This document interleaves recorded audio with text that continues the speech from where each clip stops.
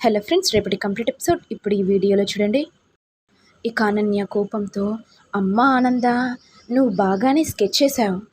ఆది దంపతులుగా మేం కాకుండా శరణ్య కూర్చుంటుందా? ఎలా కూర్చుంటుందో నేను కూడా చూస్తాను కదా. ఇక అనన్య ఆనంద దగ్గరికి వచ్చి, అత్తయ్య, మీ ఇష్టమే నా ఇష్టం. ఈ కుటుంబం పరువు మర్యాద గురించి నేనేమైనా చేస్తాను అత్తయ్య. నా చెల్లె ఈ ఇంటికి రావాలని నేను కోరుకుంటున్నాను. ఆ దేవునికి కూడా ప్రతిరోజు మొక్కుకుంటున్నాను అత్తయ్య. కానీ చివరికి ఏం జరుగుతుందో ఏమోనని టెన్షన్గా ఉంది అత్తయ్య. నువ్వేం టెన్షన్ పడకనన్య. తప్పకుండా ఆది దంపతులుగా శరణ్య, దర్శన్ ఉంటారు. అది నీ కళ్ళతో నువ్వు చూస్తావు, సరేనా? సరే అత్తయ్య, నాకు కూడా అదే కావాలత్తయ్య. ఇలా ఉండగా ఆనంద భైరవి ఆలోచిస్తూ ఉండగా ఇంతలో రాజు వచ్చి, ఆనంద, నువ్వేంటి శరణ్యని ఇంకా ఇంటి కోడలిగా ఎందుకు ఊహించుకుంటున్నావు? శరణ్య అంత పెద్ద తప్పు చేసినా కూడా తనని ఎందుకు వెనకేసుకొస్తున్నావు? అది కాదండి, నా కోడలు గురించి నాకు తెలుసు. నేను మెచ్చిన కోడలు. నా కోడలు అలా చేయదని నాకు నమ్మకం ఉందండి. ఏంటి ఆనంద, ఏం మాట్లాడుతున్నావు? మరి శరణ్య చేయకపోతే ఇంట్లో వాళ్ళు ఎవరైనా చేశారని అనుమానిస్తున్నావా?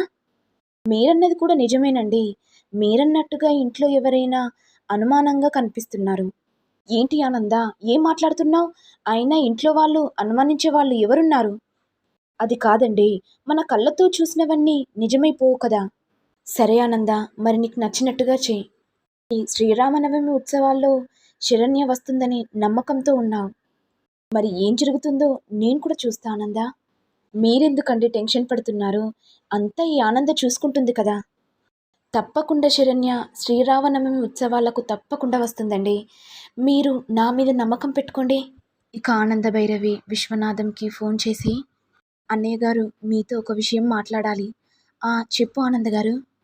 రేపు శ్రీరామనవమి వేడుకలు ఉన్నాయి కదా అన్నయ్య గారు. దర్శన్ శరణ్య శ్రీరామ వేడుకలో పాల్గొనాలి. ఎలాగైనా సరే మీరే శరణ్యని ఒప్పించి శ్రీరామ వేడుకలకు వచ్చేలా చేయండి.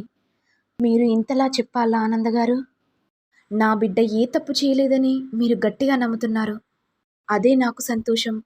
కానీ కొందరింట్లో కోడలు ఇలా చేసిందని అత్తగారు కోడల్ని బయటికి గెంటేస్తారు.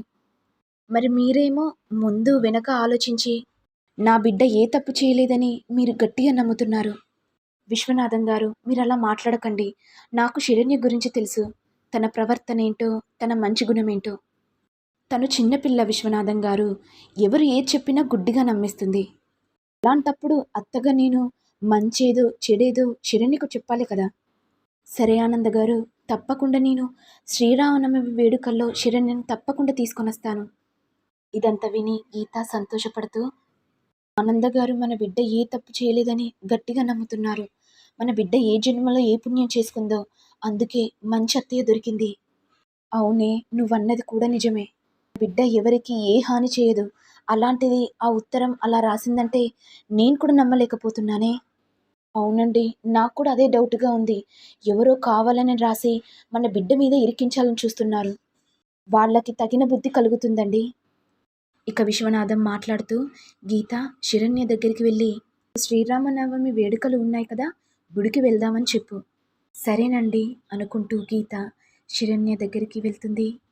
ఇక శరణ్య ఏమో దర్శన్ గురించి ఆలోచిస్తూ ఉండగా, అమ్మ శరణ్య, ఒకసారి తలుపు తీయమ్మా. ఏంటమ్మా, చెప్పు. రేపు మీ అత్తయ్య వాళ్ళు గుడికొస్తున్నారు. శ్రీరామనవమి వేడుకలు ఉన్నాయి కదా. మరి నువ్వేమో దర్శన్ గురించి ఆలోచిస్తూ ఉన్నావు. మరి దర్శన్ గురించి నువ్వు కూడా ఆలోచించాలి కదా. ఎలా ఉన్నాడో, అన్నం తింటున్నాడో లేదో అని. మరి నువ్వు రేపు శ్రీరామనవమి వేడుకలకి వెళ్దామా లేదా? తప్పకుండా వెళ్దామమ్మా. ఆయనను చూడకపోతే నా మనసు అదోలా ఉంది. ఏవండి, ప్రతిరోజు మీరు చల్లగా ఉండాలి, అదే నాకు కావాలండి అని శరణ్య మనసులో అనుకుంటూ ఉంటుంది.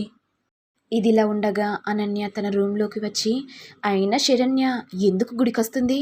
బాగా అవమానం పడ్డది కదా. తన మొహం దర్శన్కి చూపించాలంటేనే కుమిలిపోతుంది. అలాంటిది రేపు గుడికొస్తుందని ఆనంద ఎన్నో ఊహించుకుంటుంది పాపం. ఏందమ్మీ, నువ్వు చెప్పేది నిజమా? అవునమ్మా, నేను చెప్పేది నిజమే. ఎందుకంటే ఆ వేడుకల్లో రాహుల్ నేనే కదా ఆది దంపతులుగా ఉండేది. కొంపతీసి ఆ శరణ్య వస్తే మన పరిస్థితి ఏంటి? అమ్మ, అపశకనం మాటలు మాట్లాడకు. మేమే ఆది దంపతులుగా శ్రీరామనవమి వేడుకలు జరిపిస్తాం. నీ నోటి దరిద్రం వల్ల అది వచ్చిందంటే ఇక నా పని అవుటే. ఏంటమ్మీ ఎందుకలా అంటున్నావు? నేనేమన్నానని చీదరించుకుంటున్నావు? మరి నాకు సపోర్ట్ చేయకుండా దానికెందుకు సపోర్ట్ చేస్తున్నావమ్మా? అయ్యో! నిన్నన్న దాంట్లో ఏం తప్పుందమ్మీ? ముందు వెనక ఆలోచించి మాట్లాడుతున్నాను. అదే వద్దు అంటున్నా. నాకు తెలుసు రేపు శరణ్య రాదని. నువ్వు నోరు మూసుకొనుండు. సరే అమ్మీ, అలాగే ఉంటానులే. ఇక ఆనంద ఫ్యామిలీ మొత్తం గుడికి వెళ్ళగానే ఇంతలో పంతులు గారు చూసి, ఆ శ్రీరాముడు ఇద్దరుగా కనిపిస్తున్నట్టుగా అనిపిస్తుందమ్మా. మరి రాముడు కనిపించినప్పుడు సీత కనిపించాలి కదమ్మా! ఎక్కడుంది ఆ సీత? ఇక ఆనంద భైరవి నవ్వుతూ, తప్పకుండా సీతొస్తుంది పంతులు గారు. ఇక అనన్య మనసులో, అయినా సీత లేకుండా ఈ రాముడు ఎలా పూజ చేస్తాడో పాపం. ఇక కోటేశ్వరరావు మాట్లాడుతూ, మరి మేమేమో వరుణ్ణి తీసుకొచ్చాం కదా, వధువేది? అదిగో అక్కడుంది, వస్తుంది. ఇక అనన్య మనసులో, అయినా ఆ సీతమ్మ తల్లిని ఎవరు తీసుకొస్తున్నారు? ఇదంతా అనన్య చూసి, ఇదేంటి సీతమ్మ తల్లిని పట్టుకుంది ఈ శరణ్యనా? ఇప్పుడు ఈ ఆనంద భైరవి దగ్గర నాకు మొహం లేకుండా పోయింది. ఛీ!